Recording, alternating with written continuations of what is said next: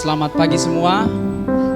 Shalom, kita bersyukur buat Tuhan yang baik, Tuhan yang setia. Kita nyaris sampai di pertengahan tahun ini. Hari-hari yang sudah kita lalui bersama dengan Tuhan menjadi kesempatan di mana Tuhan menunjukkan kasih setianya, menunjukkan kebaikannya. Dan saudara, tidak ada apa-apa yang bisa kita berikan ganti kebaikan Tuhan, ganti kesetiaan Tuhan dalam hidup ini. Dan saudara, mari kita siapkan hati kita siapkan hidup kita untuk masuk dalam hadirat Tuhan. Mari saudara, kita tenangkan pikiran kita, tenangkan hati kita, biar kita benar-benar dilawat oleh Tuhan di pagi hari ini. Mari kita berdoa. Tuhan, Allah Roh Kudus, kami bersyukur untuk hari ini. Kami bersyukur untuk kesempatan yang Tuhan berikan bagi kami semua. Tuhan, di pagi hari ini kami rindu untuk sekali lagi Tuhan dijamah oleh Engkau, diubahkan oleh kebenaran firman-Mu. Hati kami siap, hidup kami siap. Dan Tuhan, biar kiranya Engkau hadir di tengah-tengah kami di pagi hari ini, bekerja, bekarya dalam hidup kami, dalam ibadah kami di pagi hari ini. Terima kasih Bapa di surga. Terima kasih Tuhan Yesus. Kami berikan segala kemuliaan, kami berikan segala pengagungan, kami berikan segala kehormatan yang setinggi-tingginya bagi Engkau ya Tuhan Yesus Kristus, yang sudah naik dan menang mengalahkan segala sesuatu. Terima kasih Bapa, terima kasih Tuhan. Mari saudara, pejamkan matamu. Kita mau katakan pujian. Allah Roh Kudus, penuhi kami, lawat kami.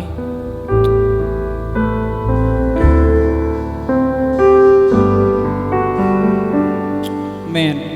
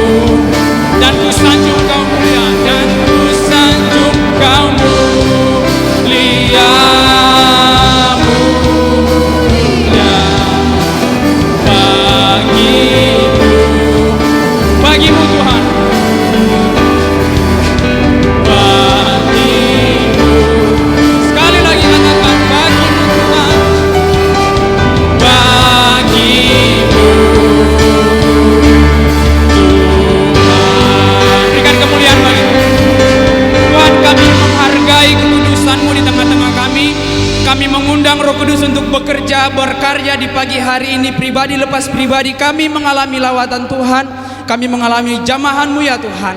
Tak satu pun dari kami yang dilewatkan di pagi hari ini. Terima kasih Bapa di surga. Kami siap memuji memuliakan akan nama-Mu. Dalam nama Tuhan Yesus Kristus kami berdoa dan bersyukur. Haleluya. Amin. Puji Tuhan, silakan duduk saudara. Mari kita saling menyapa satu dengan yang lain. Katakan, Tuhan Yesus baik. Ya, ya, puji Tuhan. Tuhan Yesus baik. Tuhan Yesus baik. Oke, puji Tuhan. Ada sukacita saudara? Amin. Mari kita nyanyikan. Kita rindu untuk Roh Kudus melawat kita di pagi hari ini.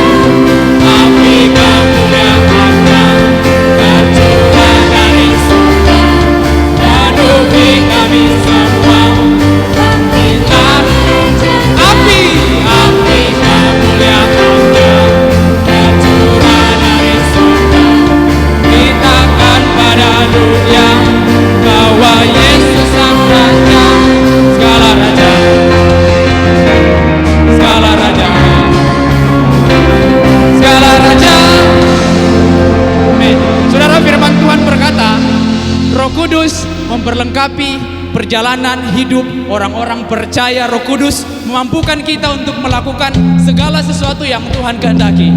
Seperti pagi hari ini kita mau nyanyikan. Biarlah rohmu menyala-nyala melayanilah Tuhan. Biarlah rohmu menyala-nyala melayanilah Tuhan. Biarlah rohmu menyala-nyala melayanilah Tuhan. Biarlah rohmu menyala-nyala melayanilah Tuhan.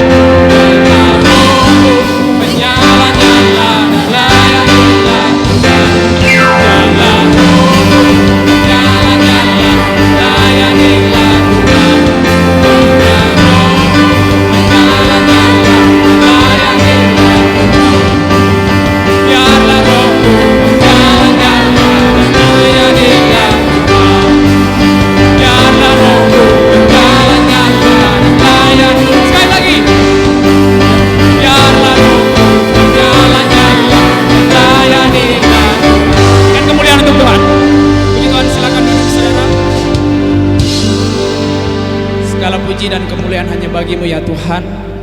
Silakan duduk saudara. Kita siapkan hati kita untuk ditaburi dengan kebenaran firman Tuhan.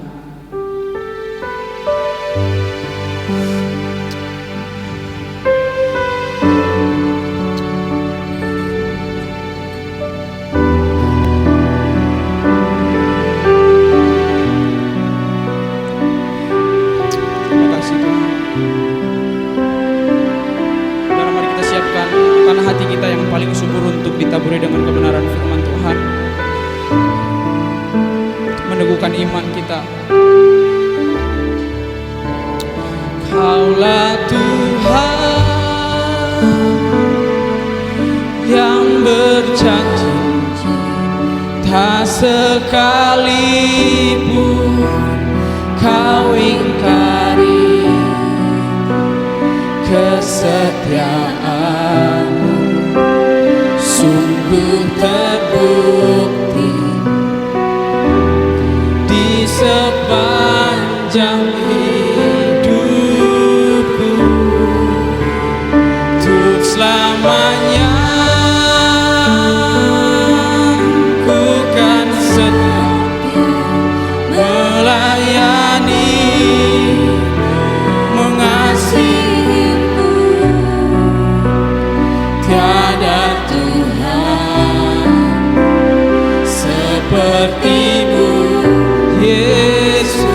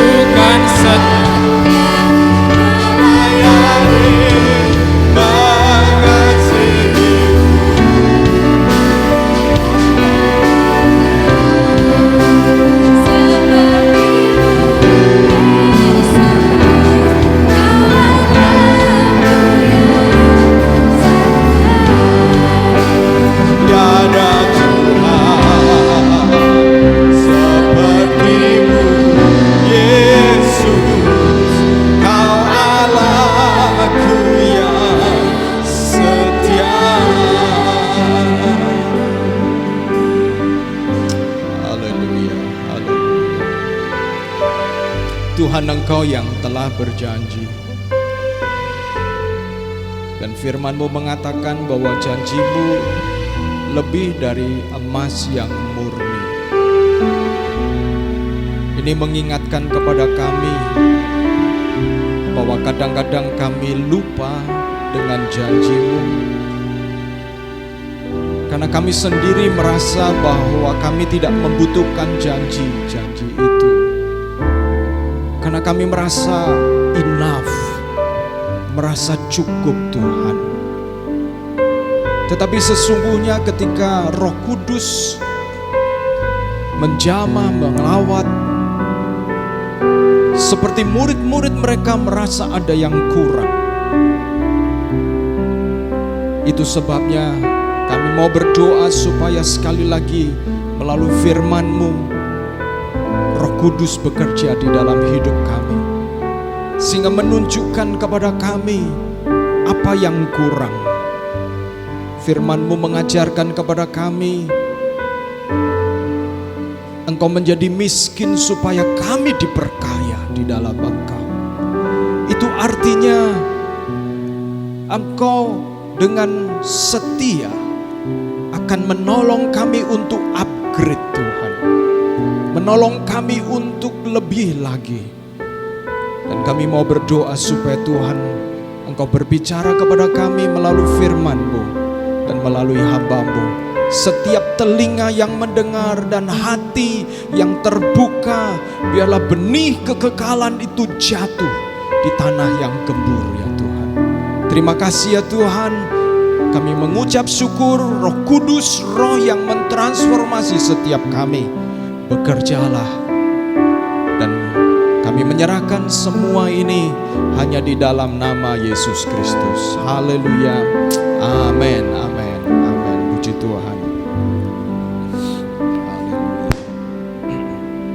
Puji Tuhan. Terima kasih buat tim worship yang sudah menolong kita untuk kita bisa bersama-sama menyembah Tuhan, memfokuskan diri kepada Tuhan ya. Saudara-saudara, kita memasuki bulan yang ke-6, bulan Juni ya. Dan tidak terasa tahun 2025 itu kita sudah menyelesaikan 5 bulan. Saudara-saudara, waktu cepat berlalu dan tanpa kita sadar, ya kita, wow, saya bertambah umur, saudara juga bertambah umur begitu ya. Tapi saudara-saudara, apakah yang kemudian kita perlu tanyakan di dalam hidup kita dalam menjalani waktu? Berapa tahun saudara-saudara sudah ada di Surabaya ini? Ya, ada yang sejak lahir di Surabaya, ya. Orang tua di Surabaya. Ada yang ke Surabaya ketika mulai kuliah di Surabaya. Ya. Dan ada juga yang ke Surabaya oleh karena pekerjaan. Ada juga yang ke Surabaya sekali-kali karena anaknya sekolah di Surabaya. Ya. Ada banyak alasan kota Surabaya ini menjadi tempat di mana kita ada, saudara-saudara. Saya ke Surabaya ini oleh karena pelayanan ya, oleh karena pelayanan. Di mana tahun 2015 kami keluarga pindah ke Surabaya dan ada proses yang kami jalani ketika kami di Surabaya. Ada perbedaan budaya ketika kami di Malang, sama-sama kota di Indonesia, tetapi setiap kota itu punya kebudayaan, punya ciri khas tertentu ya. Walaupun Malang Surabaya kira-kira kalau ditempuh dengan kendaraan lewat darat mungkin 1,5 jam ya sudah cukup lewat tol. Tetapi ada budaya yang berbeda, saudara-saudara. Nah, budaya itu terjadi oleh karena nilai, ya, nilai-nilai yang berbeda. Nah, nilai itu terjadi juga oleh karena bisa jadi dibentuk oleh lingkungan sehingga terbentuklah sebuah nilai. Kalau saudara-saudara tumbuh di keluarga yang semua pegawai, guru, kemungkinan nilai saudara akan dipengaruhi oleh itu. Di mana cita-cita, pemikiran kita akan terpikir untuk menjadi pegawai. Ingat, ketika banyak orang Indonesia ingin jadi pegawai negeri karena ingin pensiun. Pada waktu pensiun dapat uang pensiun, begitu ya saudara. Ketika uang pensiun, gambarannya orang memiliki pensiun dan memiliki uang pensiun masa tua itu masa yang mungkin bisa dinikmati dengan pensiun itu. Tetapi ada waktunya pensiun itu tidak bisa dipakai untuk banyak hal. Sehingga impian menjadi pegawai negeri bukanlah impian lagi, saudara-saudara.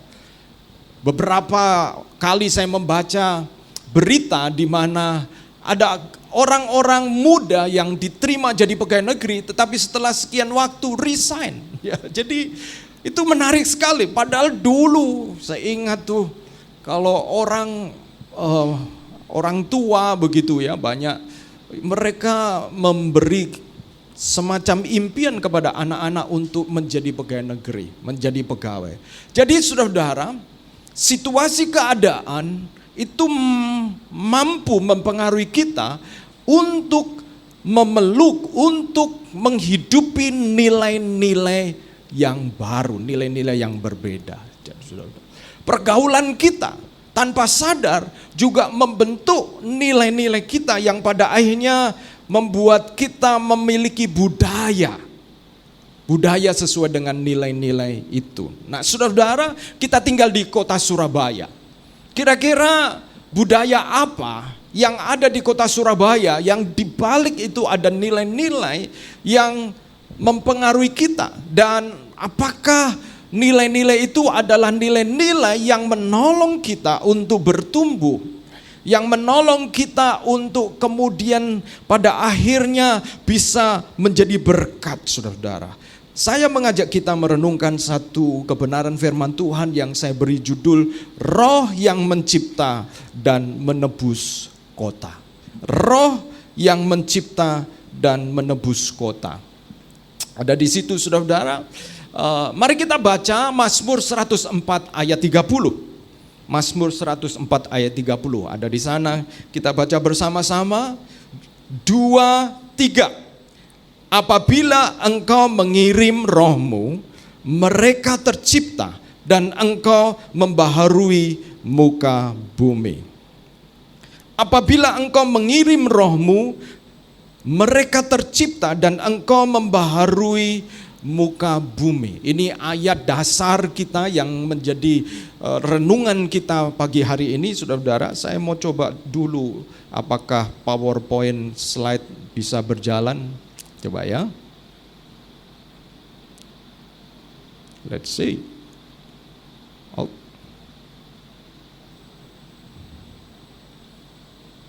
Oke, ininya. Ini ada, jalan ini, jalan. Digerakkan sana atau digerakkan saya? Oke, let's see. Oke, puji Tuhan. Terima kasih buat Timul Med ya. Nah, saudara-saudara, realitas kota Surabaya. Mari kita akan, saudara-saudara yang sudah lebih lama di kota Surabaya ini, saudara kenal Surabaya itu seperti apa ya saudara-saudara. Saya coba browsing di Google dan kemudian melihat karakteristik kota Surabaya. Kira-kira salah satu yang saya baca yang menarik adalah bahwa ada cukup banyak, kalau menurut perbandingan dari kota-kota yang ada di Indonesia, angka kemiskinan di kota Surabaya relatif rendah, saudara-saudara. Wah, puji Tuhan ya. Wah, ini berarti banyak orang diberkati di kota Surabaya. Relatif rendah, saudara, dibandingkan dengan kota-kota yang lain. Tetapi di Surabaya juga pada saat yang sama, ternyata kesenjangan sosial ekonomi tinggi. Ya. Kesenjangan sosial ekonomi itu begitu tinggi di kota Surabaya. Nah, apa yang kemudian terjadi ketika kesenjangan ekonomi itu tinggi, saudara-saudara? Maka saudara-saudara, kecemburuan sosial itu juga relatif tinggi pada akhirnya. Ya, kecemburuan sosial relatif tinggi dan bisa jadi orang diukur berdasarkan sosial ekonominya.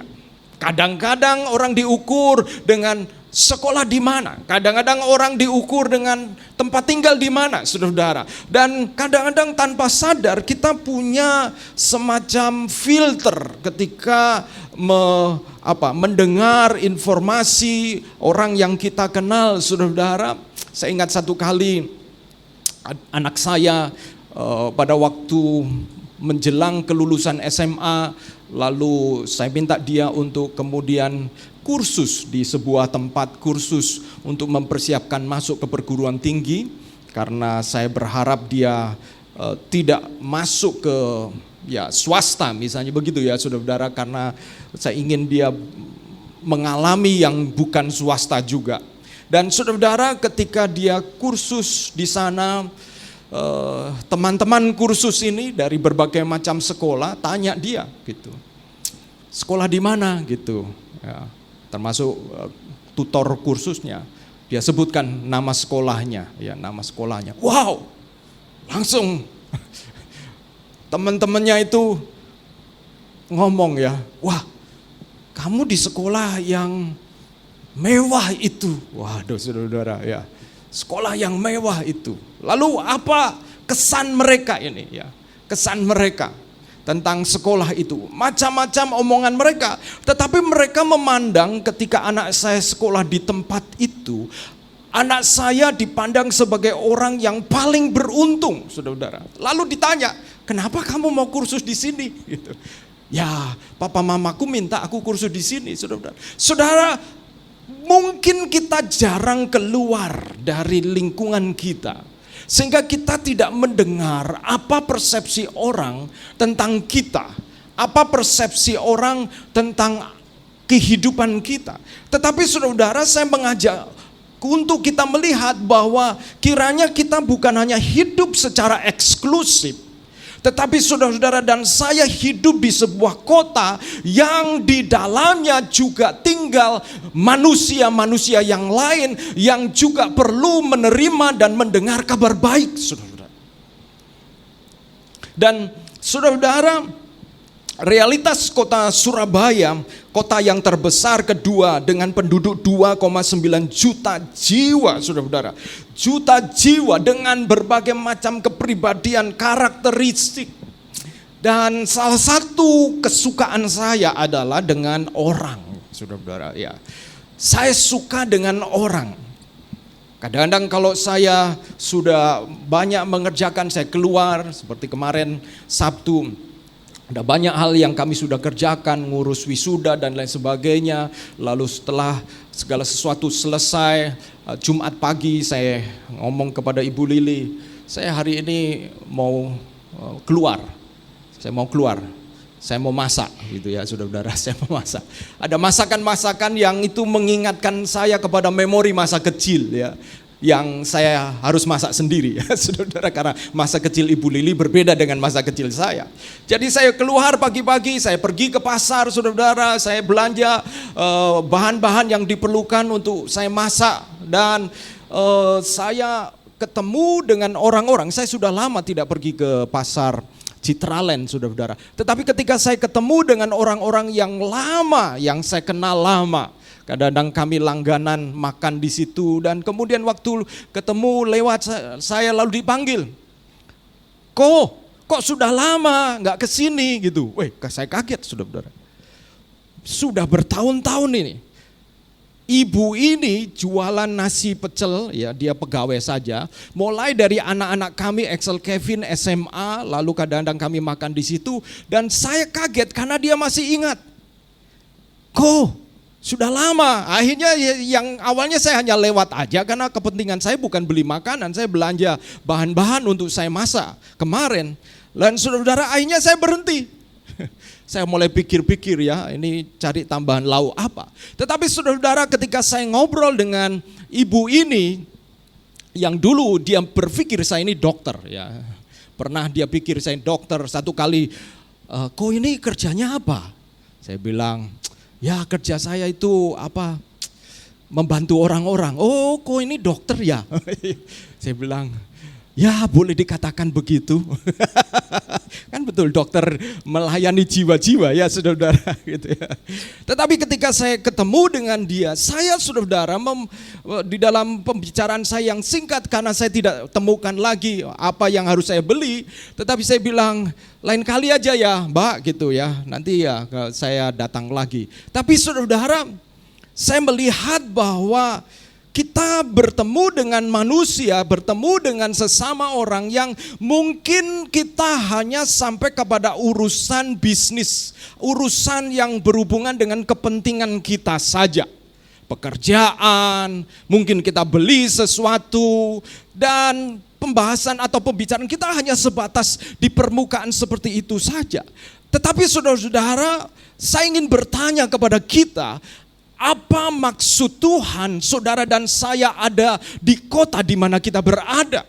Apakah maksud Tuhan kita hanya berrelasi, berhubungan, lalu selesai ya, kita beli makanan, beli apa, lalu kemudian berjalan begitu saja dan selesai saudara-saudara? Apakah kita hanya sebatas itu saudara-saudara? Nah, kita perhatikan bahwa Roh Kudus adalah roh, dikatakan di dalam ayat sebelumnya bahwa roh, ketika itu roh diutus, roh itu menciptakan. Roh Allah itu menciptakan. Yang kedua, roh Allah itu memperbarui.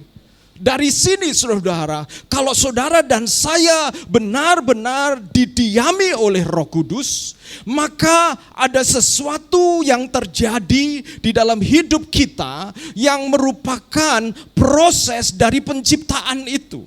Entah itu yang pertama iman, di mana pada awalnya saudara dan saya kurang bisa percaya kepada Kristus, tetapi kemudian roh itu membuat kita percaya sekalipun kita belum pernah bertemu secara fisik. Ada proses penciptaan, proses yang terjadi dari tidak ada menjadi ada, dan ada proses pembaharuan di mana dari lama menjadi baru, dari rusak menjadi bisa berfungsi. Betapa dahsyatnya pekerjaan Roh Kudus, termasuk ketika ada kehidupan yang rusak, kehidupan yang hancur. Oleh karena Roh Kudus diutus oleh Allah, maka bisa terjadi pembaharuan. Disfungsi family, keluarga yang tidak berfungsi dengan baik. Dan kita merasa sudah jenuh, mungkin kita sudah give up, sudah menyerah. Tetapi saudara, firman Tuhan mengatakan di dalam Mazmur 104 ayat 30, kalau roh Tuhan itu diutus oleh Allah, maka roh itu akan memperbaharui saudara-saudara. Berapa banyak di antara kita tinggal di kota Surabaya atau tinggal di kota di mana kita berada, lalu kita mengenal orang-orang, keluarga-keluarga yang kita merasa bahwa kayaknya nggak mungkin mereka berubah. Kayaknya tidak mungkin mereka diperbaharui. Saudara, benar kalau itu kita pikirkan dan kita lakukan dengan kekuatan kita. Tetapi bagi saudara dan saya yang mempercayai firman Tuhan dan janji Tuhan, maka roh itu mampu memperbarui. Amin. Roh Allah mampu menciptakan. Nah saudara, mengapa? Nah ini dasarnya saudara. Bumi di dalam Kejadian pasal 1 ayat 2 dikatakan, bumi belum berbentuk dan kosong, gelap gulita menutupi samudra raya, dan roh Allah melayang-layang di atas permukaan air. Saudara-saudara, saudara, ini kejadian sebelum manusia jatuh dalam dosa. Menurut saudara, keadaan tidak berbentuk dan kosong, kehampaan. Apakah itu akibat dari dosa atau sesuatu yang alamiah menurut saudara?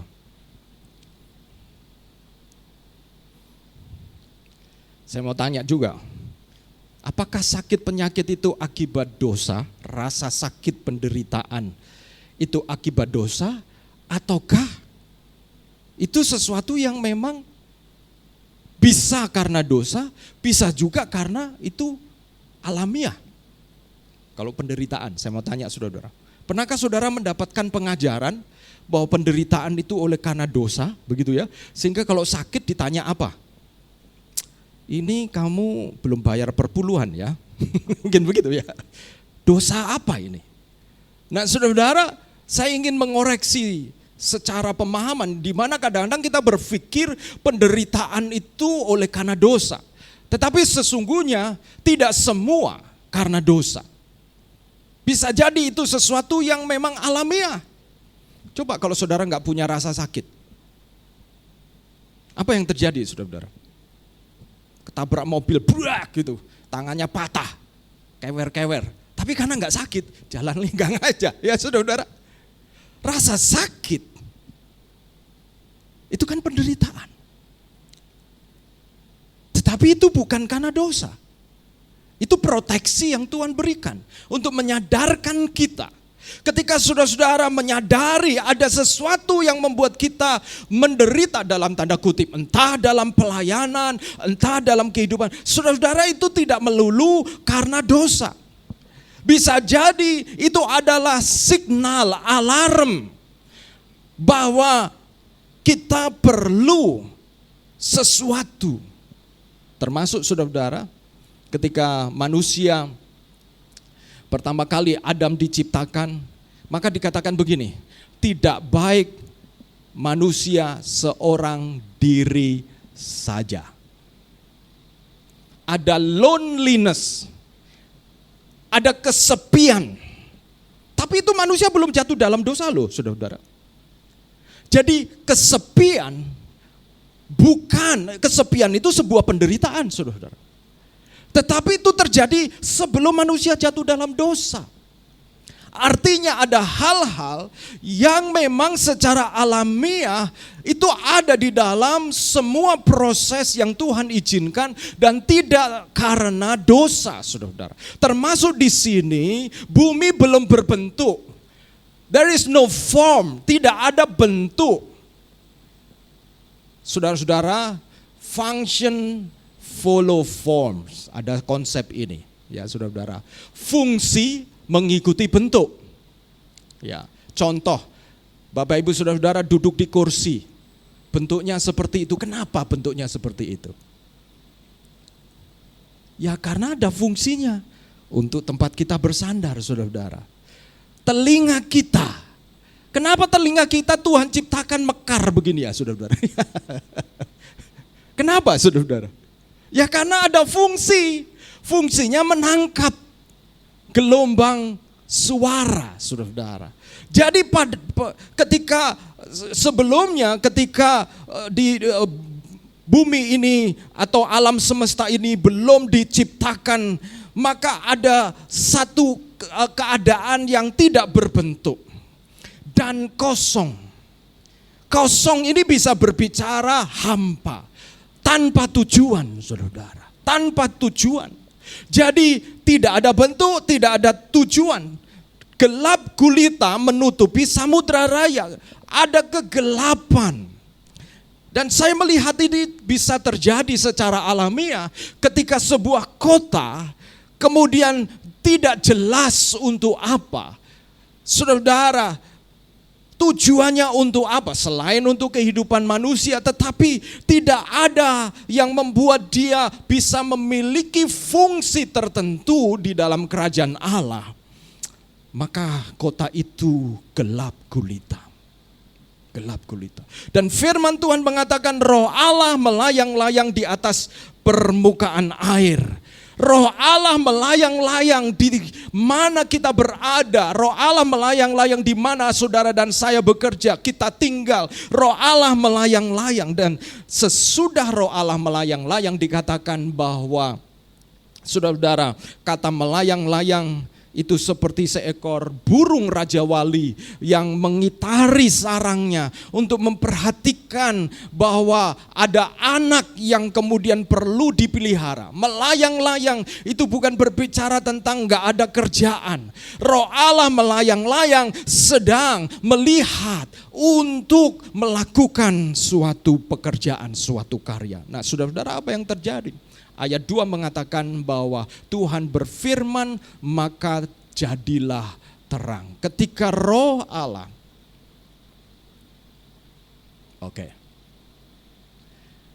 Roh Kudus tidak hanya mencipta dunia ini, Ia juga bekerja agar manusia diselamatkan melalui Yesus Kristus. Saudara-saudaraku, Roh Allah bukan hanya sekedar melayang-layang, gak ada kerjaan ketika bumi belum berbentuk dan kosong. Tetapi ketika Roh Allah melayang-layang itu, dalam bahasa Inggris hovering itu seperti burung Raja Wali, induk Raja Wali yang memperhatikan sarangnya dan siap untuk mengerami telur, untuk bertelur di sana dan kemudian melahirkan kehidupan yang baru. Jadi Roh Allah itu kita melihat sejak awal memiliki kuasa untuk menciptakan dari yang tidak ada, seperti Raja Wali yang belum ada anak, belum ada telur, tetapi kemudian bertelur. Dan bukan itu saja, memperbaharui dari anak Raja Wali yang menetas, tidak ada bulu, lalu kemudian disuplai makanan, mulai muncul bulu, sampai kemudian terbang. Jadi Roh Kudus, kadang-kadang kita pemahamannya Roh Kudus seperti dicurahkan untuk memberi menyatakan mujizat, berbahasa roh. Kadang-kadang pemahaman kita terbatas kepada hal-hal yang seperti ini. Padahal saudara-saudara, Roh Allah sejak awal memiliki kuasa menciptakan. Roh Allah sejak awal memiliki kuasa memperbaharui. Untuk apa tujuannya, saudara-saudara? Kalau penciptaan, tujuannya ketika semua sudah diberi bentuk, semua kemudian memiliki, tidak kosong lagi, semua memiliki tujuan. Tujuannya apa? Seluruh alam semesta ini diciptakan untuk memuliakan Dia. Itu tujuannya. Tetapi ketika manusia sebagai tangan kanan Allah untuk menjaga agar semua ciptaan itu tetap memuliakan Allah, ternyata apa yang terjadi? Manusia jatuh ke dalam dosa. Manusia berpikir dirinya bisa menjadi seperti Allah ketika dia makan buah pengetahuan yang baik dan jahat. Akibatnya tujuan seluruh alam semesta untuk memuliakan Allah terganggu, saudara-saudara. Kenapa? Karena manusia yang diberi tanggung jawab untuk memelihara ternyata jatuh di dalam dosa. Di bawah pengaruh iblis, manusia mentaati iblis tanpa sengaja, tanpa sadar. Berapa banyak di antara saudara-saudara kita ini bisa mentaati iblis tanpa sedang menyadari bahwa kita sedang taat kepada iblis, saudara-saudara. Baik melalui pekerjaan, melalui situasi keadaan di mana kita didrive, kita didorong untuk kemudian tahu-tahu, kok saya jauh dari Tuhan ya? Oh, tahu-tahu kok hati saya berubah ya? Kok tahu-tahu, saudara-saudara, itu kalau saudara perhatikan how smooth, betapa lembut, betapa mulusnya iblis mempengaruhi Hawa dan pada akhirnya mempengaruhi Adam. Cuma ditanya, waktu iblis bertemu dengan Hawa, iblis berkata kepada Hawa, apa yang kamu lihat? Kamu lihat buah ini? Oh ya. Lalu jawabannya, nanti kalau saya makan bahkan menyentuh saya pasti mati. Lalu kemudian, apa benar itu? Apa benar? Berapa banyak di antara kita di dalam dialog kita dengan diri kita sendiri? Enggak apa-apa. Enggak, nanti kalau saya sentuh, kalau saya lakukan ini, Tuhan akan marah. Itu tidak baik untuk saya sebagai orang Kristen. Pertanyaan berikutnya, apa benar? Coba lihat orang lain, orang Kristen yang lain. Mulai kita mencari, browsing. Iya ya, nggak apa-apa tuh kayaknya. Saudara-saudara, tanpa sadar betapa lembut saudara-saudara. Betapa lembut untuk kemudian kita berada di bawah kuasa, bukan roh Allah. Karena roh Allah ketika bekerja dari kekacauan, dari ketidakadaan bentuk dan kekosongan, kemudian diberi bentuk dan memiliki tujuan, saudara. Hidup kita ini kosong kalau kita tidak memiliki tujuan untuk memuliakan Allah. Apa yang kita kerjakan, memiliki keluarga, memiliki pekerjaan. Tetapi kalau kita tidak mengerti bahwa itu untuk memuliakan Allah, kita akan ada kembali sebelum roh Allah bekerja, yaitu di dalam kekosongan. Kalau tidak percaya, saudara coba kerjakan sampai pada titik klimaks dan pada akhirnya saudara-saudara merasa kosong. Kenapa? Karena itu jelas terjadi, saudara-saudara. Dan Roh Kudus menciptakan, memberi bentuk dan memberi tujuan untuk memuliakan. Apabila engkau mengirim rohmu, mereka tercipta dan engkau membaharui muka bumi. Saudara-saudara, yang pertama, roh menciptakan hidup dari kekacauan. Roh menciptakan hidup dari kekacauan. Saudara-saudara, kekacauan, definisi kekacauan itu bukan berarti ketidakberaturan, saudara-saudara. Kadang-kadang hidup kita punya rutinitas yang teratur. Ya. Rutinitas yang teratur. Kalau saudara membaca dalam Kejadian pasal 1 ayat 1 dan 2, tidak berbentuk dan kosong. Ada, tetapi tidak memiliki tujuan. Tidak memiliki tujuan, kosong. Saudara dan saya bisa saja ada dalam sebuah rutinitas. Karena kita hidup di dalam waktu, perbedaan waktu, ya, pagi, siang, malam. Tetapi saudara-saudara, hidup kita setelah sekian waktu, sekian tahun, bentuknya apa? Apakah itu membawa kita untuk memuliakan Tuhan pada akhirnya dengan apa yang kita kerjakan? Itu bisa jadi tidak ada. Kenapa? Itulah kekacauan, saudara-saudara. Itulah kekacauan. Kekacauan bukan berbicara tentang kita tidak punya jadwal rutin. Kekacauan di sini berbicara bahwa apa yang kita lakukan, apa yang kita miliki tidak dipakai untuk memuliakan Tuhan. Itulah kekacauan. Itulah kekacauan, saudara. Dan kekacauan bisa saja memiliki baju perkara-perkara yang rohani. Ketika perkara yang rohani ini ditujukan bukan untuk memuliakan Tuhan, tetapi memuliakan diri sendiri. Termasuk memenuhi ego sendiri, saudara. Itu sama seperti Hawa yang diiming-imingi. Kamu kalau makan buah pengetahuan yang baik dan jahat ini, kamu bisa seperti Allah. Saudara perhatikan ini, how smooth, betapa mulusnya apa yang disampaikan oleh iblis. Di balik pernyataan kamu akan bisa seperti Allah, kamu tidak perlu Allah. Engkau tidak perlu Allah. Engkau tidak perlu punya tujuan memuliakan Allah. Sebab apa? Kau seperti Allah, cukup memuliakan dirimu sendiri. Saudara-saudara, trik dari iblis itulah yang membawa ketika tidak berbentuk dan kosong dan melalui roh Allah kemudian memiliki bentuk dan pada akhirnya memiliki tujuan untuk memuliakan Allah. Tetapi ketika dosa terjadi, manusia jatuh dalam dosa, apa yang terjadi, saudara-saudara? Mereka punya bentuk manusia. Pada akhirnya ketika mereka dikeluarkan dari Taman Eden, mereka punya pekerjaan, saudara-saudara. Tetapi apa yang terjadi dikatakan? oleh firman Tuhan. Mereka kemudian memiliki penderitaan yang diakibatkan oleh dosa. Dikatakan kepada Adam, kamu akan berpeluh sebab tanah yang kau kerjakan penuh semak dan duri. Disinilah kita mulai mengenal penderitaan juga bisa terjadi oleh karena dosa. Tetapi saudara, saya kembali.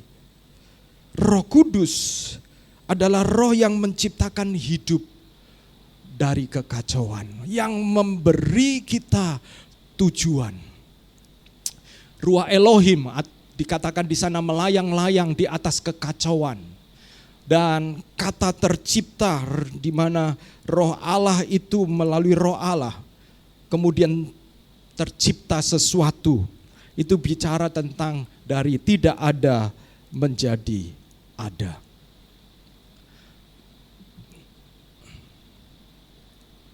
Seperti ada tertulis, engkau telah kutetapkan menjadi bapa banyak bangsa di hadapan Allah yang kepadanya ia percaya, yaitu Allah yang menghidupkan orang mati, yang menjadikan dengan firman-Nya apa yang tidak ada menjadi ada. Ini contoh yang diangkat oleh Rasul Paulus sebenarnya konteksnya adalah kehidupan Abraham dan Sarai. Abraham dipanggil, diberi tujuan. Di dalam Kejadian pasal 12, diberi tujuan. Tetapi bukan hanya sekedar tujuan. Keadaannya dikatakan di dalam Kejadian pasal 11, Sarai dikatakan mandul. Lalu bukan itu saja, ternyata dalam proses menggenapi panggilan Tuhan, tujuan Tuhan, ternyata janji Tuhan itu seolah-olah tidak mungkin terjadi dalam hidup mereka. Jadi ada tujuan, tetapi kemudian tujuan itu tidak sepenuhnya tergenapi. Mereka masih ada seolah-olah ada di dalam kekacauan. Kenapa? Ya, mereka percaya janji Tuhan, tetapi di dalam realitas kenyataan kehidupan sehari-hari itu bertolak belakang dengan apa yang mereka percayai. Bukankah itu menyebabkan kita ada di dalam kekacauan, ada di dalam kebingungan, saudara-saudara? Kita percaya Tuhan berjanji A, tetapi dalam kehidupan kenyataan kita ternyata berbeda dengan apa yang kita percayai. Itu yang terjadi dengan Abraham dan Sarai, saudara. Mereka tidak ada di dalam kekosongan, tetapi mereka tidak jelas memiliki bentuk seperti yang saya sampaikan, form follow function. Bentuk mengikuti fungsi. Fungsi Abraham apa? Fungsi Sarah apa? Dikatakan kamu akan menjadi berkat bagi banyak bangsa. Kamu dikatakan kamu akan menjadi bangsa yang besar. Itu fungsinya. Janji Tuhan memiliki fungsi untuk Abraham menjadi bapa dari banyak orang, menjadi bangsa yang besar. Anak saja nggak mampu punya, gimana bisa jadi bangsa yang besar, saudara-saudara? Saudara melihat adanya kekacauan di sini. Kita bisa memperhatikan adanya kekacauan. Sekalipun Abraham, Sarai mengikuti tujuan Tuhan, tetapi mereka ada di dalam kekacauan, adanya konflik batin tentang apa yang Tuhan janjikan dan dengan apa yang mereka hidupi di dalam kenyataan sehari-hari. Berapa banyak di antara kita menjalani kekristenan kita di dalam mood, di dalam situasi kekacauan seperti ini. Nah, saudara-saudara, pada akhirnya apa yang dilakukan oleh Abraham dan Sarai? Sarai kemudian melihat, mencermati solusi yang dilakukan oleh budaya pada waktu itu. Solusinya, kalau suami menginginkan keturunan, tapi istri, karena pada waktu itu Sarai bukan hanya mandul, tetapi sudah menopause. Tidak mungkin ada produksi telur, saudara-saudara. Indung telurnya, hormon-hormonnya sudah tidak bekerja, saudara-saudara. Maka oleh karena Sarai bertanggung jawab untuk tetap bisa memberikan keturunan kepada Abraham, maka Sarai memberikan solusi. solusi dengan mengambil budaknya, yaitu Hagar, untuk punya anak. Dan memang secara legal, karena budak itu tidak punya hak, maka anak dari budak itu tetap anak dari tuannya, majikannya. Jadi solusi untuk mengatasi kekacauan, konflik antara apa yang Tuhan janjikan dengan realitas, dengan kenyataan dihadapi adalah solusi budaya pada waktu itu. Berapa banyak kita mengaminkan budaya sebagai solusi yang wajar dari janji Tuhan, saudara-saudara. Dan kita berpikir it's okay. Sebab apa? Sebab orang lain juga melakukannya. Orang lain juga melakukannya, saudara-saudara. Kita lupa bahwa Roh Kudus, Roh Allah adalah Roh yang mencipta dan Roh yang memperbarui. Dan akhirnya saudara-saudara ditangkap oleh Rasul Paulus dengan mengatakan di hadapan Allah yang kepadanya ia percaya, yaitu Allah yang menghidupkan orang mati. Itu sebabnya dia menyerahkan Ishak pada akhirnya. Dan yang menjadikan dengan firman-Nya apa yang tidak ada menjadi ada, saudara-saudara. Iman Abraham telah diajar bahwa Allah sanggup mengadakan dari yang tidak ada menjadi ada. Dari Sarah yang mandul pada akhirnya kemudian punya anak. Itu sebabnya iman Abraham dibawa kepada level yang lebih lanjut. Ketika Tuhan meminta dia menyerahkan Ishak, dia dengan penuh keberanian mengambil keputusan untuk membawa Ishak ke Gunung Moria, Gunung Muria. Dan di sana dia mempersembahkan Ishak. Karena apa? Karena dia percaya Allah adalah Allah yang mampu membangkitkan yang dari mati dan mengadakan yang dari tidak ada. Andai kata Ishak mati pun, Abraham percaya bahwa Ishak akan dibangkitkan atau Tuhan akan mengadakan dari sesuatu yang tidak ada. Saudara, apakah saudara bisa melihat paralel, kesejajaran antara karya Roh Allah dengan karya Allah di dalam kehidupan Abraham? Dan ketika Roh Kudus dicurahkan pada waktu Kisah Rasul pasal 2, itulah yang Roh Kudus kerjakan, saudara-saudara. Yaitu apa? Untuk menciptakan dan untuk memperbarui. Nah, kita ada di kota Surabaya. Saya terus terpikir, Tuhan, kalau saya tinggal di kota Surabaya, memang saya di Surabaya, Malang, Surabaya, Malang, begitu ya saudara. Saya berpikir, kalau saya dipenuhi oleh Roh Allah, lalu tujuan apa Tuhan membawa saya ke Surabaya, menaruh saya ke Surabaya? Kalau saya dipenuhi oleh Roh Allah, maka hidup saya tidak akan dibiarkan kosong dan tidak berbentuk, saudara-saudara.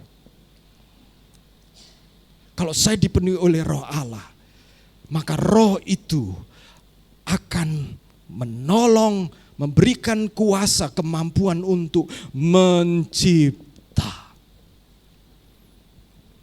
Create, itulah kata kreatif. Dari kata kreatif. Roh yang membuat kita kreatif, saudara-saudara.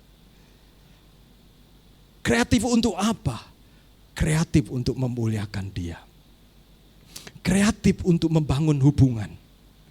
Kreatif untuk memakai apa yang kita punya untuk membuat orang lain yang mungkin ada di dalam kekacauan, tidak berbentuk, tidak ada tujuan hidup yang jelas untuk kemuliaan, untuk memuliakan Tuhan. Pada akhirnya kita mampu mempengaruhi sehingga pada akhirnya mereka, kota di mana kita hidup, penebusan Kristus terjadi juga kepada orang-orang yang kita kenal. Karena Roh Allah mencipta. Itu saudara-saudara, kadang-kadang saya gelisah karena ya pekerjaan tanggung jawab saya selain di penggembalaan ada di dalam pelayanan di Malang. Dan kegelisahan saya berhubungan dengan Tuhan. Andai kata tahun depan saya ini meninggal dunia gitu ya. apakah tetangga saya ini sempat mendengar tentang Yesus? Ya. Berapa waktu yang lalu sesudah waktu Idul Fitri, kami selalu mengunjungi saudara yang belum kenal Tuhan. Dan pada waktu Idul Fitri yang lalu, selalu saya sempatkan untuk berdoa buat mereka. Dan ketika salah satu tante saya sakit ya, waktu sakit kemudian kami datang dan di Idul Fitri itu saya kunjungi, saya berdoa. Dan salah satu sepupu saya, ya ada sepupu yang kayaknya termasuk garis keras, saudara. Ya, jadi dia tidak mau salaman dengan saya laki-laki, ya. Itu sepupu, garis keras. Hanya kelihatan matanya saja itu ya, saudara. Ada perubahan yang luar biasa. Tapi saya bilang, kami sempat ada di dalam sebuah pemikiran gitu. Kalau kita datang waktu Idul Fitri, bukankah kita ini seolah-olah meneguhkan apa yang mereka percayai? Kayak gitu ya. Jadi gimana? Gak perlu datang Idul Fitri ya, kalau gitu ya. Tapi saya bilang, tapi itu kesempatan satu-satunya mereka terbuka untuk didoakan. Saya bilang gitu. Jadi oke lah kalau gitu. Jadi akhirnya kami putuskan dan kemarin Idul Fitri kami datang. Dan ternyata itu adalah kesempatan terakhir untuk kami mendoakan. Kesempatan terakhir. Tetapi saudara-saudara, saya perhatikan ini. Perhatian kami dari waktu ke waktu, mungkin setahun sekali, yang lain lewat WhatsApp saja. Tetapi itu seperti tetes-tetes air yang kalau itu dibiarkan terjadi rutin akan menyebabkan lubang, sekalipun itu batu karang yang kuat. Berapa banyak kita merasa sudah give up, sudah menyerah. Dan inilah waktunya kita membuka sekali lagi dengan Roh Kudus untuk memberikan kita roh kreatif. Roh yang menciptakan. Dari yang tidak ada menjadi ada, saudara-saudara. Dan ketika padanya kami, ini sesuatu yang jarang terjadi saya melihat. Saudara-saudara saya kalau meninggal dunia, mereka enggak kasih tahu kami. Saya juga heran kenapa. Apakah mereka takut saya doakan begitu ya. Setelah didoakan bangkit, bukan begitu ya saudara. Tetapi saya perhatikan termasuk om saya, itu setelah sekian waktu baru kami dikasih tahu. Tapi kali ini saudara-saudara, begitu meninggal dunia, karena mereka kepercayaan harus dikubur saat atau malam, kalau itu malam ya malam itu juga, baru besok paginya dikasih kabar. Saya bilang, saya kasih tahu Ibu Lili, ini jarang-jarang loh. Biasanya kalau sudah meninggal 1 minggu baru kita dikasih tahu. Tetapi ini kemarin meninggal, hari ini kita dikasih tahu. Saya bilang, ini kemajuan. Ayo kita harus datang ke sana. Dan kami datang saudara-saudara. Ketika kami datang, kami bicara, kami bertemu dengan mereka, kami berdoa bersama dengan mereka. Saudara-saudara, Roh Allah menciptakan di dalam diri kita supaya ada bentuk, ada tujuan. Dan di mana kita berada di kota Surabaya ini. Ketika Roh Allah turun kepada murid-murid, mereka juga ada di dalam tanda kutip kekacauan, saudara-saudara. Mereka kehilangan guru mereka. Yesus yang mereka andalkan, Yesus yang selalu menjadi solusi di dalam semua persoalan mereka. Tidak ada. Para murid ada di dalam kekacauan. Mereka tahu mengenal Yesus, tetapi mereka tidak memiliki kesanggupan. Tetapi ketika Kisah Rasul pasal 2 terjadi ketika mereka berdoa dan Roh Kudus dicurahkan, Petrus bangkit berkhotbah. Ada courage, ada keberanian yang diciptakan oleh Roh Allah itu. Di mana sebelumnya dia takut, sebelumnya dia ketemu budak perempuan saja tidak mau mengakui bahwa Yesus itu gurunya dia. Dia tidak mampu untuk berdiri membela imannya, saudara-saudara. Tetapi ketika roh Tuhan dicurahkan, maka Petrus bukan hanya tidak mampu berdiri membela imannya. Petrus bahkan mengatakan kepada orang yang engkau salibkan itu adalah Mesias. Petrus mampu bukan hanya membela imannya, tapi memberitakan Injil. Kita bisa jadi menjadi orang Kristen lama, tapi masih dalam hidup kekacauan.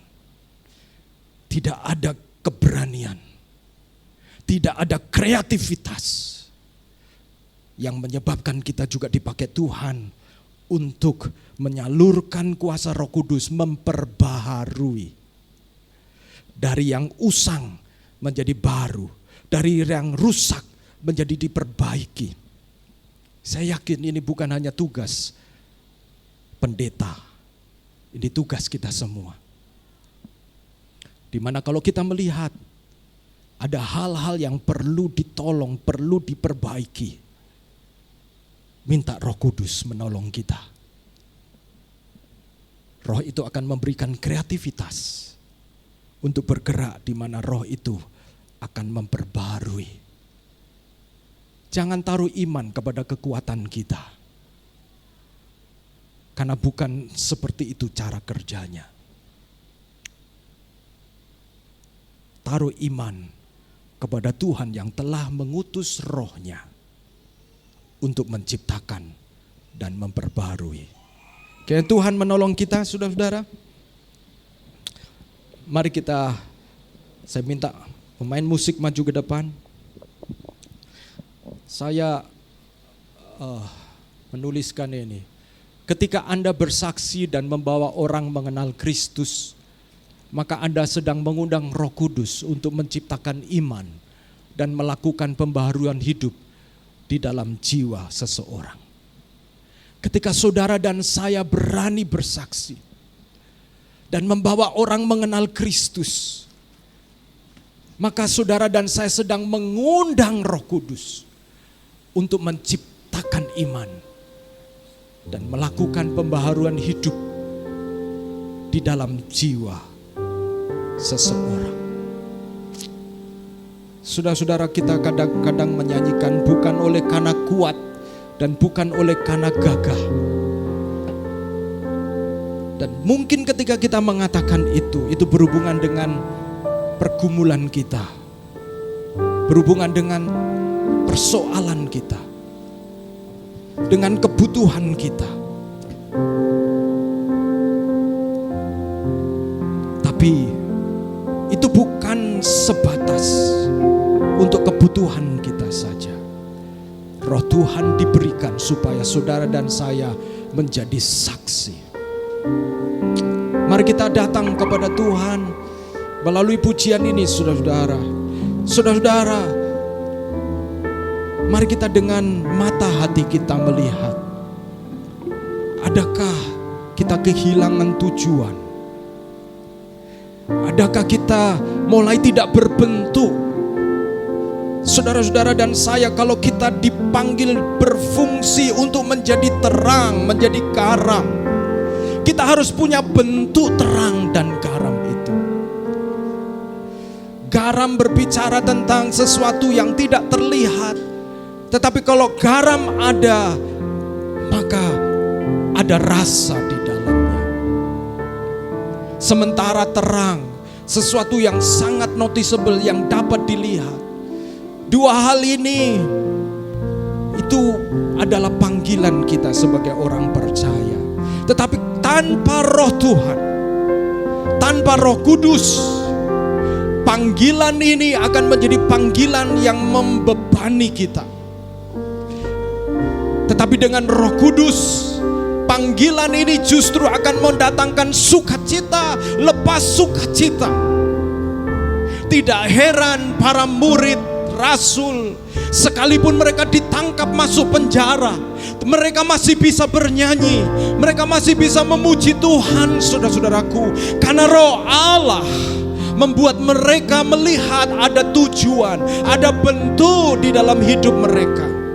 Berapa banyak kita kehilangan sukacita sekalipun kita tidak ada di dalam penjara. kita memiliki kebebasan, tetapi kita merasa kita sedang terikat. Bisa jadi karena kita telah kehilangan bentuk terang dan garam itu. Ini waktunya saudara-saudara kembali mengundang Roh Kudus untuk mencipta dan memperbarui terlebih dahulu di dalam diri kita. Kita bangkit berdiri nyanyikan pujian ini.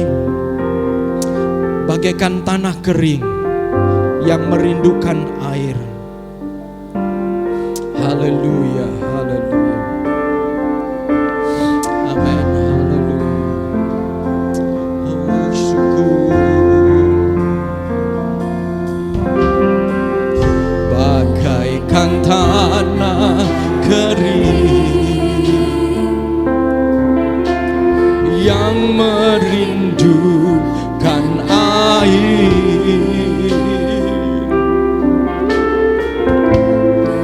demikianlah jiwaku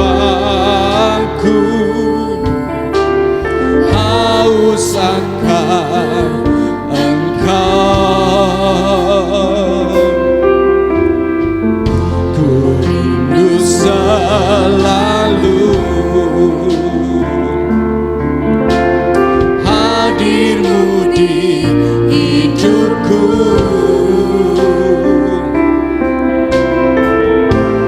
memulihkan jiwa aku, hapuskan air mataku mengalirlah kuasa Roh Kudus, mengalirlah di tempat ini, mengalirlah oh Roh Kudus, pulihkanku. Saudara-saudara, kata-kata pujian ini menghapuskan air mata. Ada berapa banyak kali kita meneteskan air mata oleh karena kondisi kita saja. Kita mungkin kekurangan, kita mungkin ada dalam kondisi terjepit, kita mungkin ada kerinduan, keinginan, harapan-harapan yang tertunda sehingga kita menangis. Tapi berapa banyak kali saudara menangis untuk jiwa-jiwa? Berapa banyak kali kita menangis untuk jiwa-jiwa? Sementara Roh Kudus diberikan bukan hanya untuk kita dipuaskan, untuk kita merasa enjoy menjadi orang Kristen. Roh Kudus dicurahkan supaya saudara dan saya menjadi saksi. Dan itu dilandasi ketika kita menangis untuk jiwa-jiwa. Menangis untuk jiwa-jiwa. Saudara dan saya sejak awal ketika kita mau Christmas, saya seberangkan ini kepada saudara-saudara, di mana saya mengenal ada orang-orang yang mungkin lebih senior, tetapi mungkin perlu wadah tersendiri. Itu sebabnya kita melakukan Christmas caroling, saudara-saudara.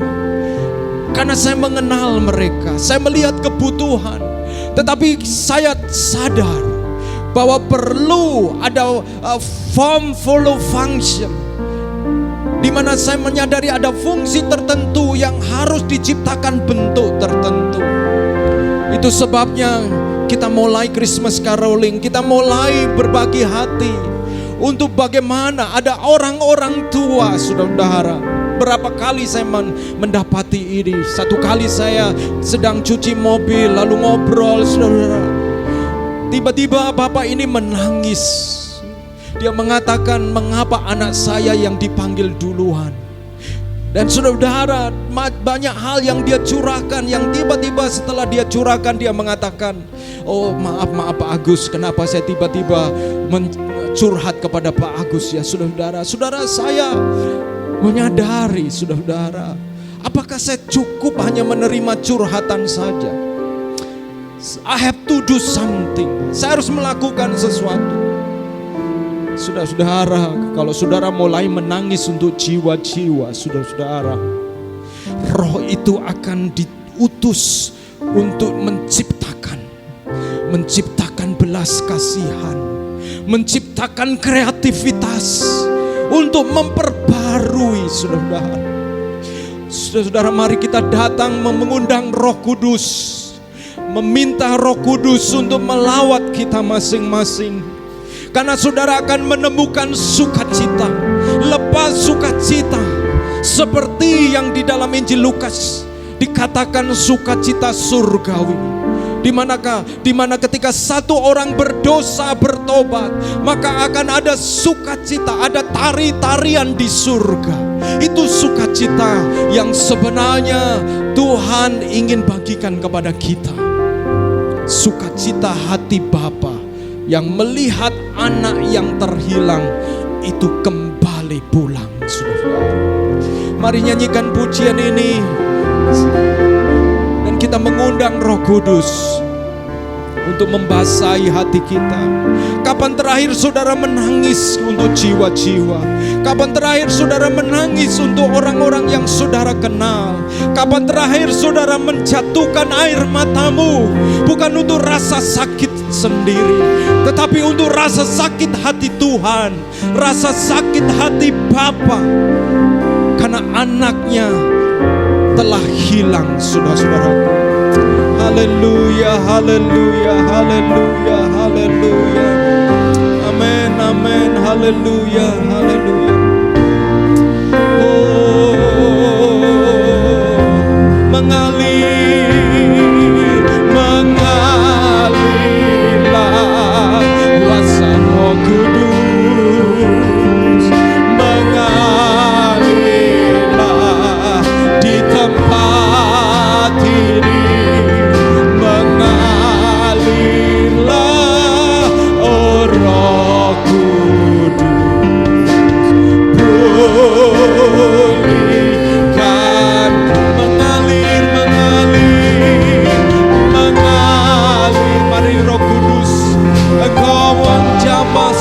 Hati kami Tuhan, mengalirlah di tempat ini, mengalirlah Roh Kudus, pulihkanku.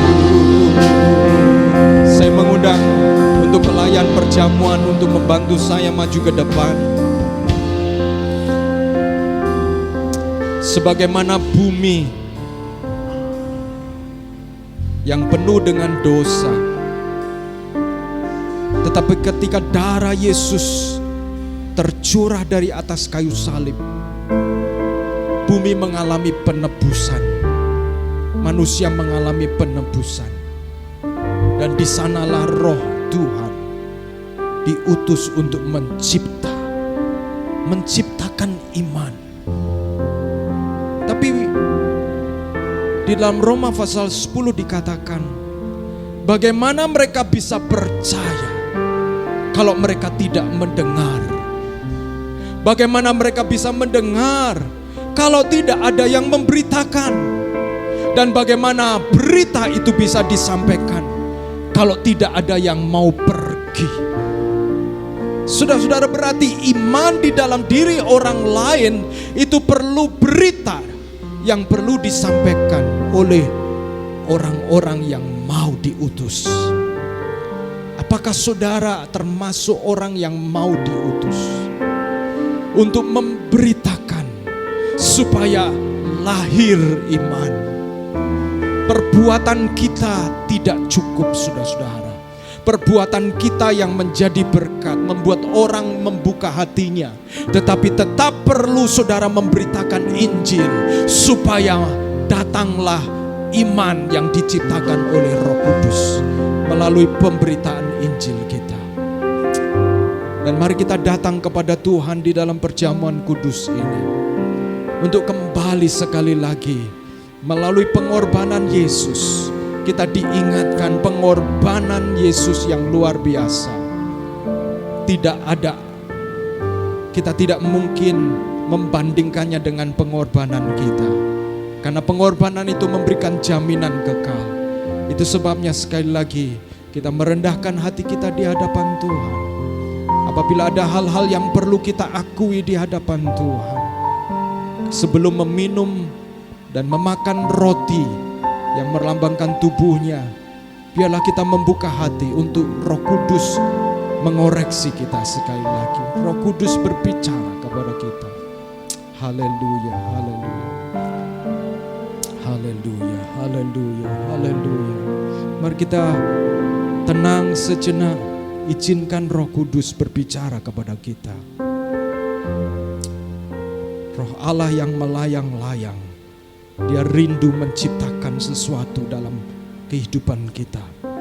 Dia tidak akan biarkan kita tanpa bentuk dan ada di dalam kekacauan, kehilangan tujuan, memuliakan Allah.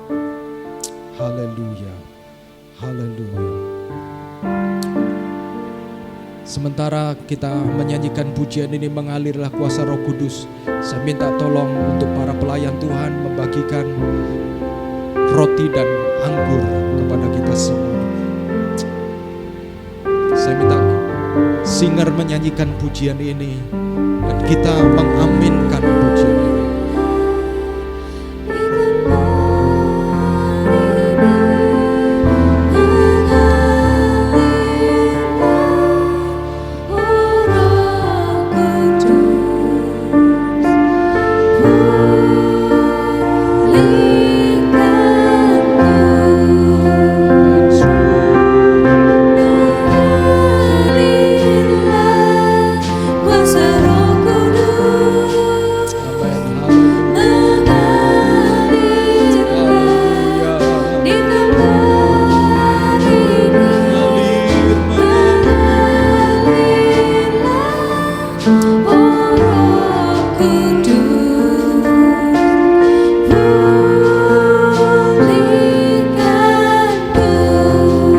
Bersama-sama mengalir, mengalirlah kuasa Roh Kudus, mengalirlah di tempat ini, mengalirlah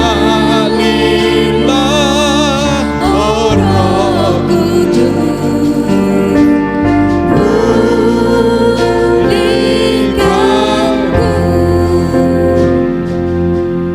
Saudara, siang ini saya mengajak saudara-saudara untuk melakukan perjamuan kudus dengan sedikit berbeda. Saudara bisa buka mata saudara-saudara dan perhatikan ayat yang ada di hosti yang saudara terima. Ya, saudara perhatikan. Ya, kalau di saya ini dari ratapan 3 ayat 22a atau 12a ini, tak berkesudahan kasih setia Tuhan. Nah, ini yang saudara kita akan lakukan. Saudara tahukah bahwa perjamuan kudus memiliki 2 tujuan? Yang pertama, tujuan berhubungan dengan masa lalu, yaitu mengingat kematian Kristus di atas kayu salib. Tapi yang kedua, di dalam firman Tuhan, tujuan yang kedua adalah mengingatkan kita untuk menyambut bahwa Kristus akan datang kali yang kedua. Supaya kita tidak menjadi seperti 5 gadis bodoh, tetapi menjadi 5 gadis bijak yang tahu mempersiapkan diri. Nah, ini yang kita akan lakukan, saudara-saudara. Saya tidak akan secara khusus berdoa untuk perjamuan kudus kita, karena kita satu tubuh, dan ini yang kita akan lakukan, saudara-saudara. Saya harap ada semacam kebebasan di antara kita, ya, ada satu keleluasaan di antara kita. Ini saudara-saudara perhatikan ayat yang kemudian saudara baca, bukan untuk saudara ayat ini, tapi saudara baca, lihat ayat itu, dan sebagaimana firman Tuhan kita menjadikannya respon kepada firman Tuhan, yaitu Roh Kudus yang menciptakan dan memperbaharui. Melalui ayat ini, saya minta saudara menghampiri seseorang dan mendoakan sesuai dengan apa yang ada di ayat ini. Biarlah kalau ayat ini bagi saya tak berkesudahan kasih setia Tuhan, mungkin ayat ini encouragement buat orang lain. Ya. Bagaimana Pak? Kita sudah kenal satu dengan yang lain. Saudara bisa datang mungkin untuk pasangan saudara-saudara, tapi ketika saudara bacakan ayat ini, maka saya minta sesudah itu saudara berdoa supaya melalui perjamuan kudus di mana kita disatukan di dalam darah dan tubuh yang sama, supaya saudara dan saya sekali lagi dipersatukan di dalam Tuhan. Sekali lagi saudara bisa menjadi berkat. Berapa banyak kali kita buka ayat ini lalu kita seolah-olah kita mengatakan ini untuk saya. Puji Tuhan, haleluya. Lalu kita posting, bukan? Bagaimana kalau hari ini kita lihat ayat ini dan kita bagikan kepada orang lain? Saudara-saudara bisa melakukannya? Bisa? Oke ya? Ya, oke. Jadi saudara bisa lihat ayat itu dan kemudian saudara bisa datang menghampiri saudara kita seiman dan kemudian saudara bacakan ayat ini, lalu setelah bacakan saudara saling mendoakan. Itu yang kita akan lakukan. Ya, silakan dimulai saudara. Ya, oke. Pak, awkward nih Pak. Memang segala sesuatu ketika pertama kali awkward, tetapi just do it. Lakukan, ya.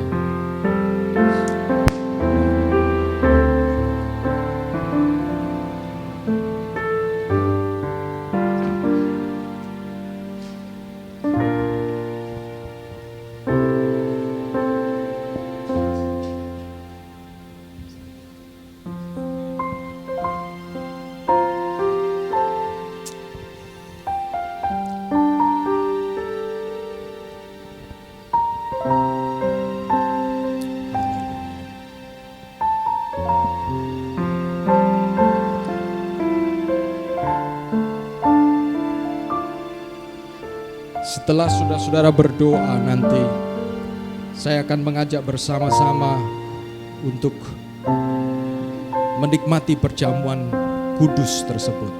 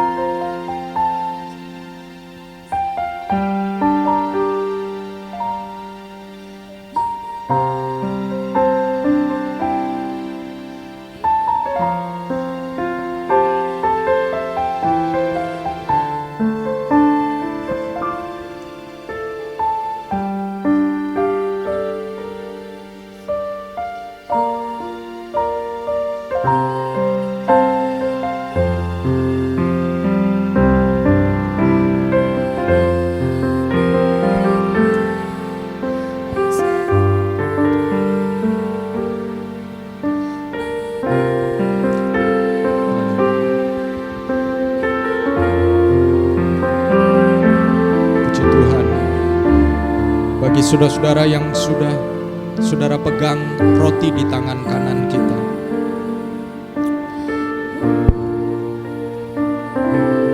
maka Yesus mengambil roti dan berkata, inilah tubuhku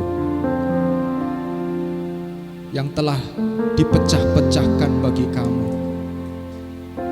Ingatlah akan aku setiap kali kamu memakannya. Mari kita makan di dalam nama Yesus.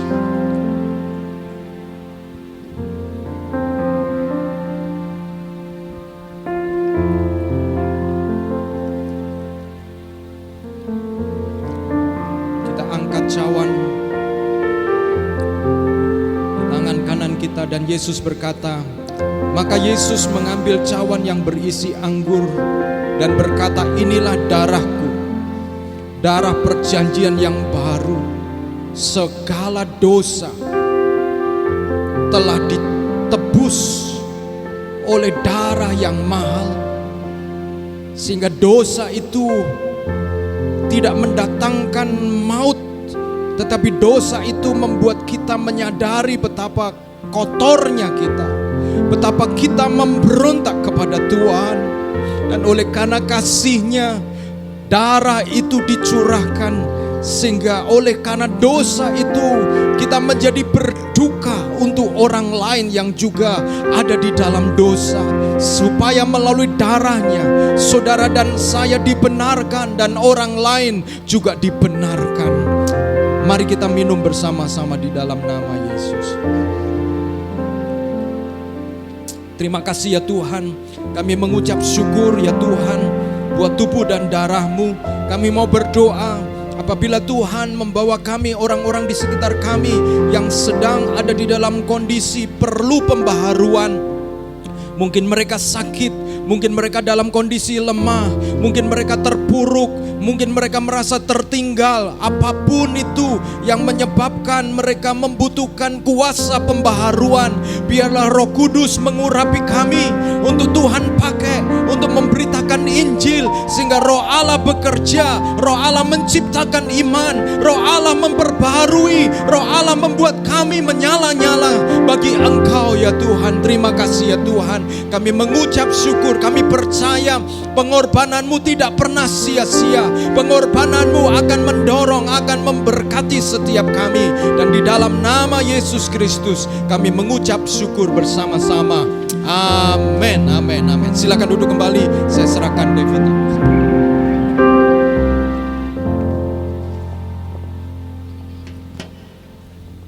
Shalom semuanya, happy Sunday. Senang sekali bisa berjumpa dengan setiap kita ya pada hari Minggu ini. Selamat datang di gereja kami, SAF House of Restoration. Sebelum untuk pengumuman hari ini, sekarang waktunya kita untuk memberikan persembahan terlebih dahulu. Oke, Usher sudah mempersiapkan kantong persembahan, akan dibagikan.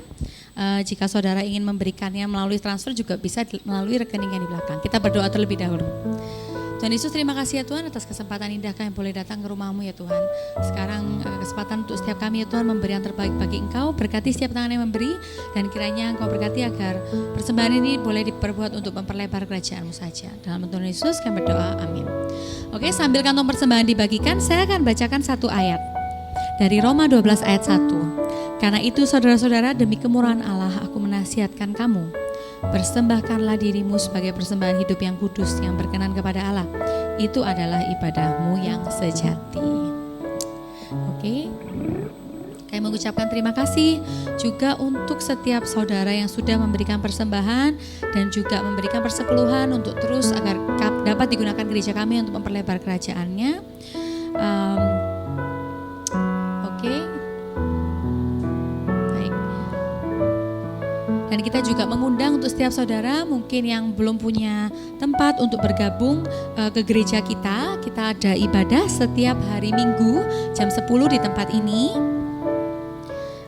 Dan juga di hari Selasa kita ada Moment of Restoration Pentecostal Week jam 7.30. Nanti untuk detailnya akan di-share di grup SAF ya. Dan kita juga mau encourage teman-teman juga untuk hadir setiap hari Kamis, ada KTB yang diadakan di beberapa lokasi. Nanti untuk detailnya juga akan dibagikan di grup masing-masing. Dan juga di hari Sabtu jam 7 ada Rise Up Community. Nanti untuk teman-teman yang bergabung di Rise Up Community juga bisa ikut hadir di hari Sabtu jam 7. Dan juga ada spesial tambahan pengumuman bahwa di hari Jumat tanggal 13 Juni 2025 akan dibuka KTB umum di Citraland. Nah, ini kita mau mengundang orang tua dan keluarga untuk berkomunitas bersama.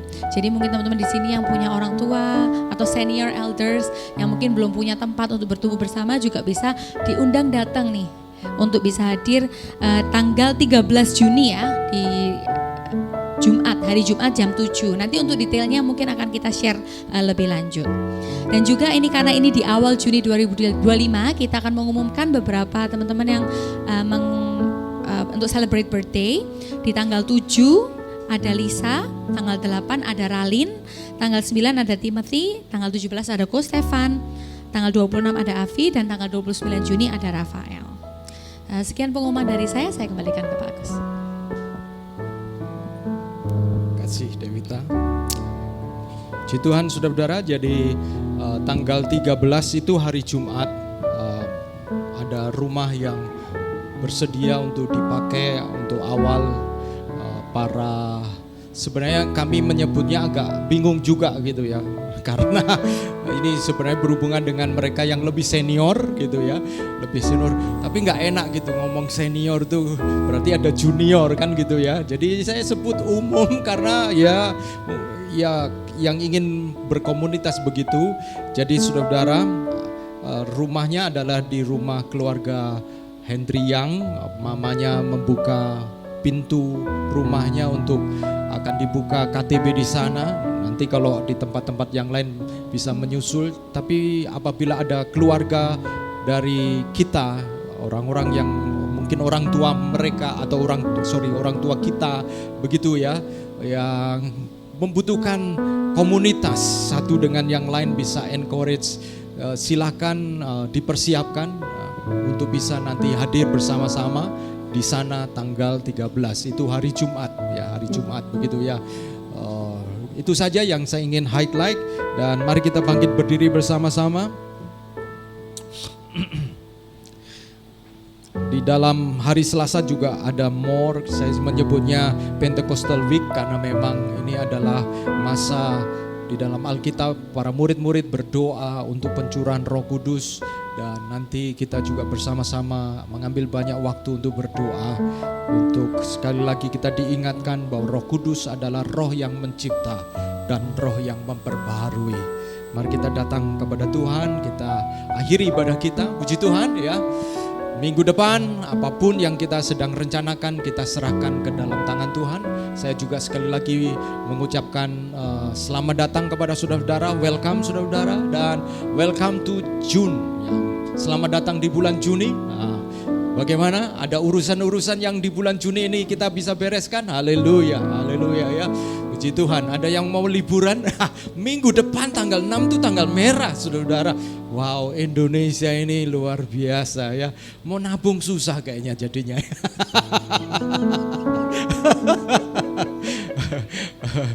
Jalan-jalan, selalu ada tawaran jalan-jalan. Makanya kadang-kadang orang Indonesia kalau nggak kredit akhirnya nggak punya apa-apa, bisa jadi begitu ya. Kreditlah supaya kita punya.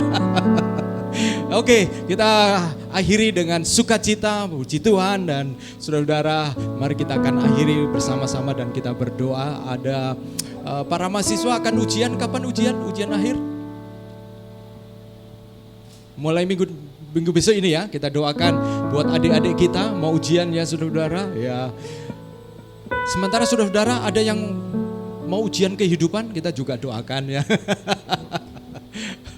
Iya, mari kita doakan bersama-sama buat adik-adik kita yang masih kuliah, mereka akan ujian, biar Tuhan memberikan mereka kekuatan, sukacita, dan memberikan purpose, tujuan bahwa Tuhan mau pakai mereka untuk memuliakan nama Tuhan. Demikian juga kita semuanya. Mari kita akan akhiri di dalam doa. Kita berdoa bersama-sama.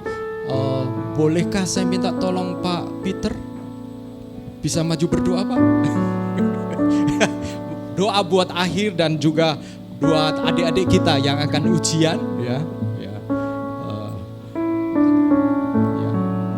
Doa untuk adik-adik kita yang akan ujian, dan juga mungkin ada di antara kita dalam minggu ke depan ada rencana-rencana, biarlah Tuhan ikut ambil bagian, kita melibatkan Tuhan. Ya, mari silakan. Baik, mari kita sama-sama satu dalam doa.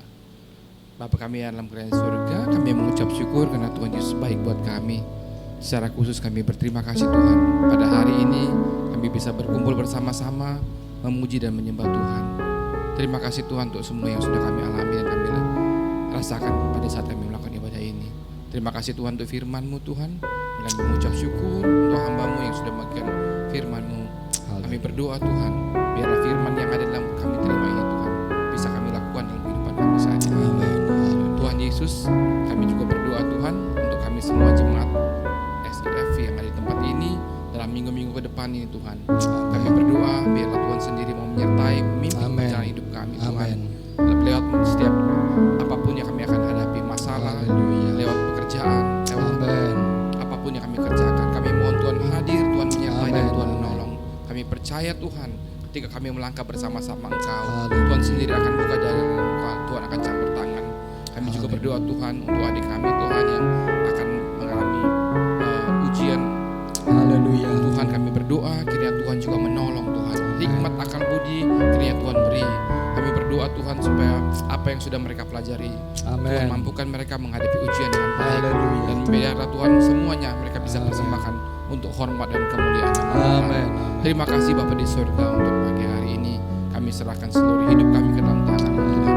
Pakai hidup kami buat menjadi saksi-Mu di mana kami berada. Walaupun Tuhan yang kami hadapi Tuhan anak muda, orang tua, tapi kami percaya lewat hidup kami bisa jadi berkat buat mereka. Terima kasih Bapa di surga untuk pagi hari ini. Ini doa kami Bapa di dalam nama Tuhan Yesus, Allah kami yang hidup. Haleluya. Saudaraku yang kekasih, angkatlah tangan dan terimalah berkat Tuhan. Tuhan menyinari engkau dengan wajah-Nya dan memberikan engkau kasih karunia. Tuhan menghadapkan wajah-Nya kepadamu dan memberikan engkau damai sejahtera. Diberkatilah keluargamu, diberkatilah hubungan-hubunganmu, diberkatilah usahamu, diberkatilah pekerjaanmu. Apa yang kau kerjakan untuk memuliakan Tuhan, maka Tuhan akan dipermuliakan di dalam segala keadaan. Ketika hatimu tertuju kepada Dia, jadilah saksi yang hidup dimanapun saja. Entah engkau diam atau engkau menyala terang, tetapi melaluinya kasih Tuhan akan mengalir, menguatkan, dan Roh-Nya akan menciptakan dan menghidupkan. Dan terimalah damai sejahtera Allah Bapa, kasih sayang dari Tuhan Yesus Kristus, dan penghiburan oleh karena Roh Kudus menyertai engkau dan saya mulai hari ini sampai Maranatha. Tuhan menjemput kita semuanya. Amin. Nyanyikan pujian ini. Jadikan aku indah yang kau pandang mulia, seturut karya-Mu di dalam hidupku. Ajarku berharap hanya kepadamu, taat dan setia kepadamu Tuhan. Jadikan aku indah yang kau pandang mulia. Amin. seturut karya-Mu Di dalam hidupku. Amin. Amin. Ajarku berharap, haleluya, hanya kepadamu, taat dan setia, taat dan setia, taat dan setia kepadamu Tuhan. Amin. Happy Sunday. Tuhan Yesus berkati kita semuanya. Amin.